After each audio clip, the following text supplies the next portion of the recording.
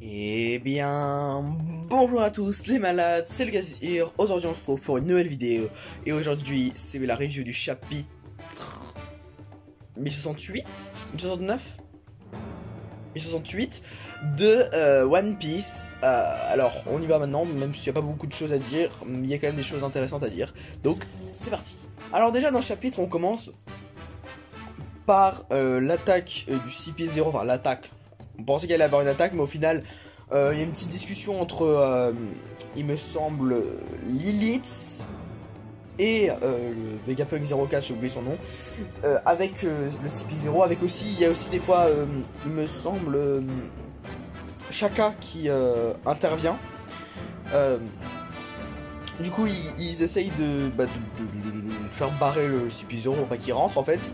Sauf qu'apparemment, tous les vaisseaux du CP5, CP7, CP8, et il n'y avait pas CP5, CP7 et CP8 qui étaient venus à Egghead ne sont jamais revenus en fait. Donc on sait pas ce qui s'est passé.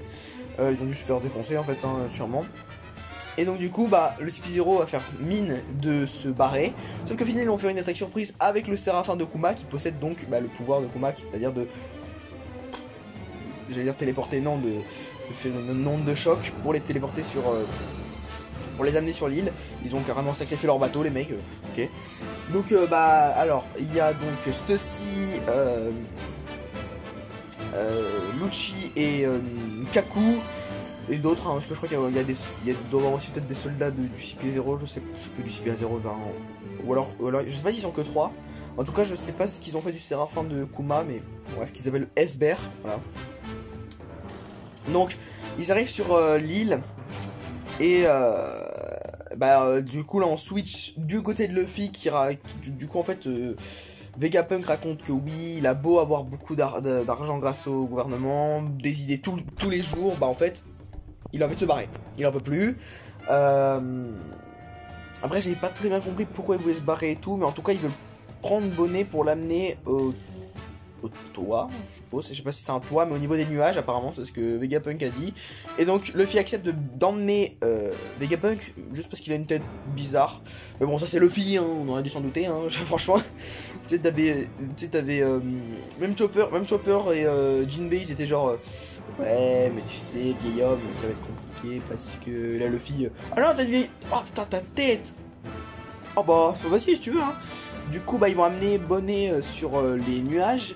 Et du coup, on repart du côté de Roblucci.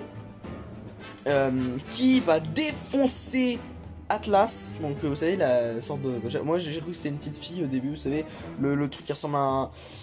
qui avait donné un coup de poing à Luffy, là, avec la machine à bouffe infinie. Voilà, donc elle va se faire défoncer par Lucci, qui... La honte du CP0, hein, je suis désolé, le mec il a activé son fruit. Luffy, il est élastique, donc il a juste donné un coup de poing sans gear, sans rien. Le mec il a activé son fruit. Alors c'est peut-être un petit truc nul, mais pour moi c'est un truc qu'il faut remarquer, parce que il a activé son fruit, mais peut-être pas full power, mais quand même. Tu t'actives pas ton fruit pour un robot, quoi. Enfin bon, tu la one shot. Je suis sûr, tu faisais que Wushu il avait utilisé contre Jinbei là, où il lance une grosse lame d'air sur la personne. Je suis sûr que tu fais ça sur Atlas, il prend cher, hein. Mais bon, bref. Bon. Du coup, Lucci tombe face à face avec Luffy, parce que Luffy est en train de monter vers les nuages. Sauf que Rob était sur du même côté. Du coup, ils se rencontrent et c'est la fin du chapitre. Alors, le problème de ce chapitre, c'est que t'attends 2 semaines pour très peu. Hein.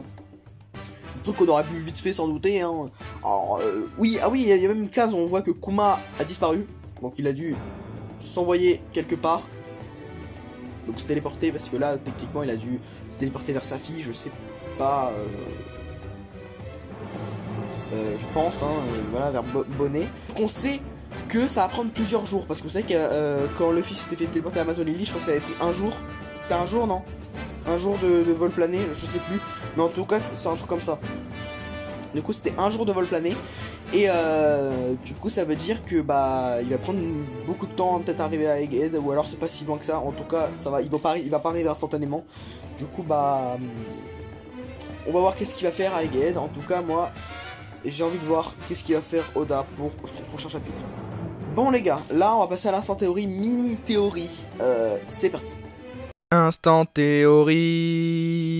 Donc les gars, en fait j'ai remarqué un truc, c'est que Stussy est extrêmement bizarre, vu qu'elle a l'air de connaître Egghead à la perfection, oui.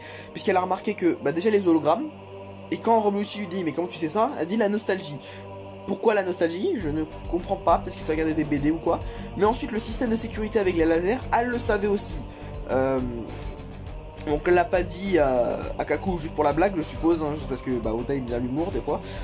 Mais excusez-moi de vous dire que là, c'est extrêmement bizarre qu'elle sache ça. Est-ce qu'elle a travaillé pour Vegapunk? Est-ce que c'est une Vegapunk? Ce serait incroyable, mais je pense pas. Mais si il y a un truc comme ça, ou que c'est la fille, non, si c'est la fille de Vegapunk ou un truc comme ça, Mama, dans CP0, ça serait incroyable. Donc les gars, j'espère que vous avez aimé cette vidéo. Elle est très très courte parce qu'il n'y a pas vraiment beaucoup de choses à dire sur le chapitre. N'hésitez pas à liker, à disliker si vous n'avez pas aimé, à vous abonner pour voir la prochaine vidéo. Donc c'est ce samedi pour le prochain chapitre de One Piece. En tout cas nous les gars, on se laisse. Allez, bye les gars.